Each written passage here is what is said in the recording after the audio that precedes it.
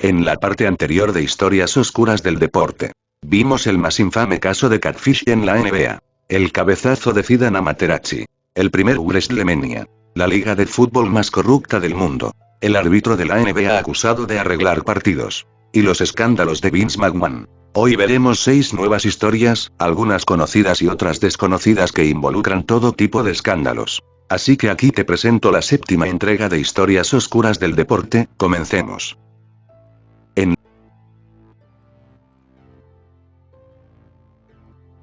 La historia del joven mexicano que fingió ser jugador de la Juventus y engañó a miles de personas.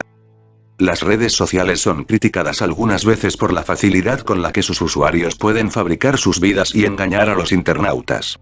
Es el caso de un joven mexicano, Dionisio Farid Rodríguez, que fingió ser futbolista de las categorías inferiores de la Juventus. Según varios medios argentinos y mexicanos, Dionisio Farid Rodríguez, de 19 años de edad, intentó persuadir al mundo que pertenecía a las categorías inferiores de la Juventus. El engaño permitió que apareciera en prensa, proporcionara autógrafos e incluso concediera entrevistas acerca de sus vivencias. Sin duda, todo fue una falsedad. Todo comenzó cuando Rodríguez comenzó a subir imágenes con la camiseta de la Juventus de Italia, incluso puso su cara en una imagen del futbolista portugués, Joao Serrao, que jugó en los equipos juveniles del club italiano. De acuerdo con su historia inventada, Dionisio participó en las fuerzas básicas de Lobos Buap y Pumas, de México antes de que los visores del conjunto italiano lo asignaran. Sin pasar por alto que el supuesto jugador de fútbol también creó goles y partidos, acciones que convencieron a muchos de la historia ficticia. Dionisio Farid, el joven, es el hijo del docente Nibardo Rodríguez Morales, quien participó en la última elección como diputado local por el Distrito 4 Teotitlán de Flores Magón, uno de los municipios de Oaxaca. En realidad, el político aún mantiene una publicidad junto a Andrés Manuel López Obrador, exmandatario de México.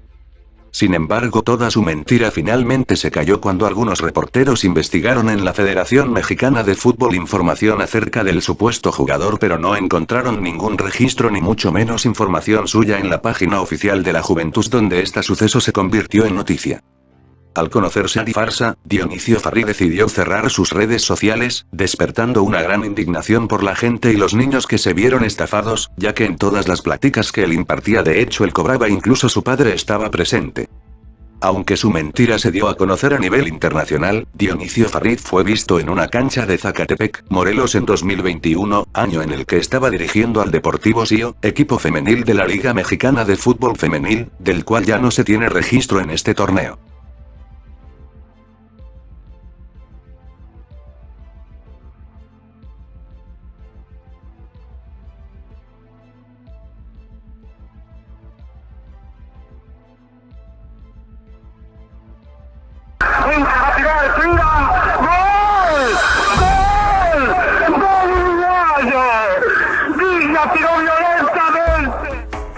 El maracanazo es el nombre con el que se conoce a la victoria de la selección de fútbol de Uruguay en el último partido de la Copa Mundial de Fútbol de 1950, frente a la selección de fútbol de Brasil.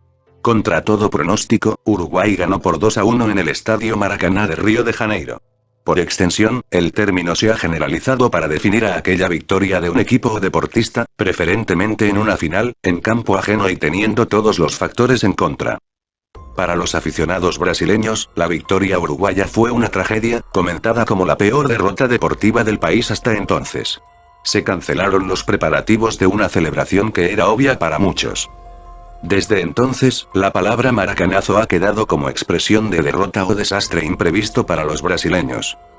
Por si fuera poco, este segundo gol de parte de Uruguay sucedió ya para el segundo tiempo, en el minuto 34, lo cual debilitó por completo el entusiasmo de la afición, que durante todo el juego se mostraba segura de su victoria, incluso si desde el inicio del juego habían empatado 1-1 Uruguay y Brasil.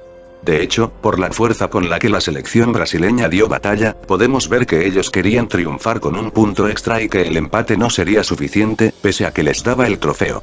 Sin embargo, no fue suficiente para recuperar ese trono y terminaron por perder el juego.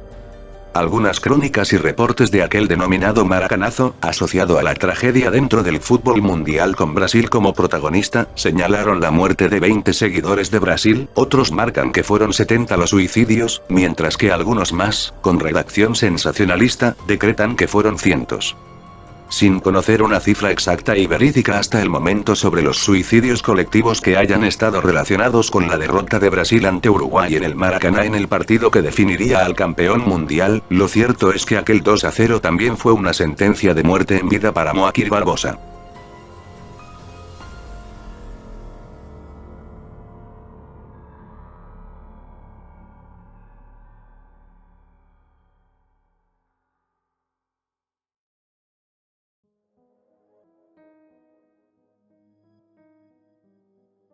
Durante años en México los fichajes quedaban limitados por un extraño acuerdo que existía entre las directivas de los clubes del fútbol mexicano. ¿En qué consiste este pacto de caballeros? Bueno, todo para empezar debemos empezar desde los inicios. La ley Bosman, llamada así en honor al futbolista belga Jean-Marc Bosman, surgió como resultado de una batalla legal que cambió las reglas del juego. Antes de la implementación de esta ley en 1995, los clubes europeos estaban sujetos a restricciones significativas en cuanto a la cantidad de jugadores extranjeros que podían alinear en sus equipos y en los procedimientos de traspaso de jugadores entre clubes. Estas restricciones limitaban la libertad de movimiento de los futbolistas y tenían un impacto en sus oportunidades profesionales. La ley Bosman tuvo un efecto revolucionario en el mundo del fútbol. Aunque fue bien recibida por los jugadores y sus agentes, generó cierta controversia entre los clubes y las ligas, ya que cambió por completo la dinámica de los traspasos y las estructuras de los equipos, siendo totalmente prohibida por la FIFA en el resto del mundo. Bien, ahora volviendo al tema. El pacto de caballeros en el fútbol mexicano se define como un acuerdo verbal entre directivos del fútbol mexicano para proteger sus intereses económicos al fijar el pago de una cantidad de dinero por los derechos de formación al club de un futbolista con el cual termina su contrato. Cuando terminaba el contrato de un futbolista con un equipo en México, no podía negociar con otro club mexicano sin la autorización de la entidad a la que pertenecía. Aunque estableciera contacto con escuadras interesadas, la directiva para la que juega o jugó determinaba a dónde sería transferido. El pacto de caballeros ejercía control sobre los fichajes. En caso que el jugador no hiciera el pago correspondiente o negociara por su cuenta, como sucede en la mayor parte del mundo, no podía jugar con otro club en México. Este pacto quitaba libertad y poder de decisión a los futbolistas para manejar su carrera según sus propios intereses, además que quitaba oportunidades a los futbolistas mexicanos de salir al extranjero. Por ejemplo, los jugadores que no podían pasar a otros equipos en México o ser transferidos a clubes rivales. Los jugadores que salían al extranjero pero no podían volver a México porque estaban vetados para firmar por otros clubes, pues requerían la autorización de su último equipo en el fútbol azteca. Los jugadores que se quedaban sin actividad debido a que eran fichados por otro equipo con el que no estaban de acuerdo y no podían regresar al club que los vendió.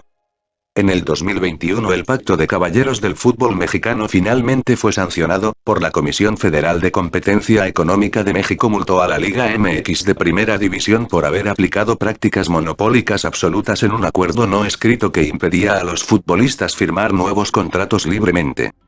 También emitió sanciones por haber aplicado un tope salarial que limitaba a las jugadoras de la Liga MX femenil a obtener mejores sueldos. La Federación Mexicana de Fútbol acató las sanciones por casi $9 millones que aplicó la COFECE a la institución y 17 clubes de la Primera División.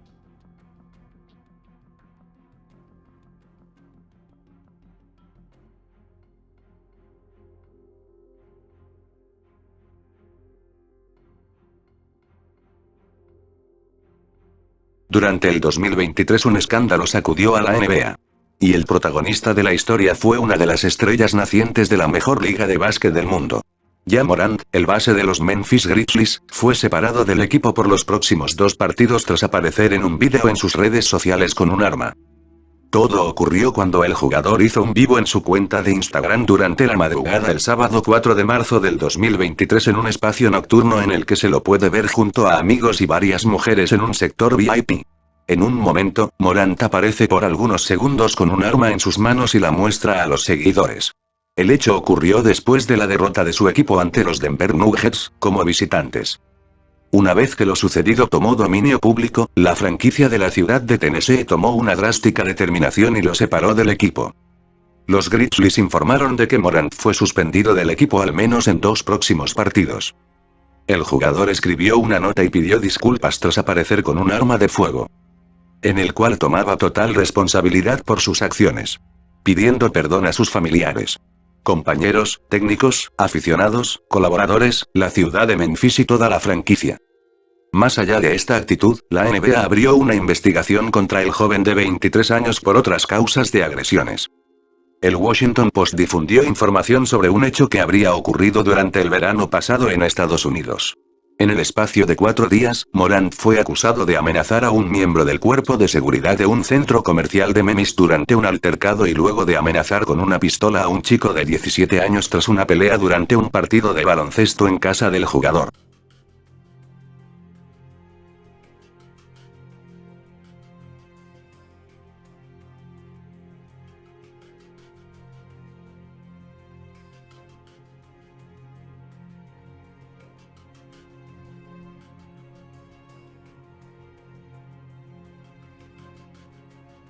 Un rayo alcanzó y mató a un jugador de fútbol el domingo 3 de noviembre de 2024.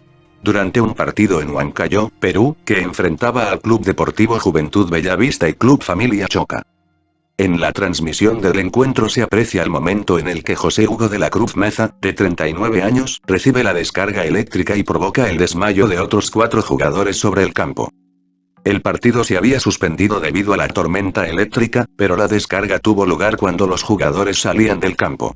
Uno de los lesionados terminó en estado crítico, con quemaduras severas. Enseguida dejaré un fragmento del terrible incidente cortesía del canal de YouTube ATV Noticias. Ay, Dios mío, uy Dios, muy fuerte lo que ha pasado porque un rayo ha caído sobre futbolistas. Ha terminado ultimando a uno de ellos en Huancayo.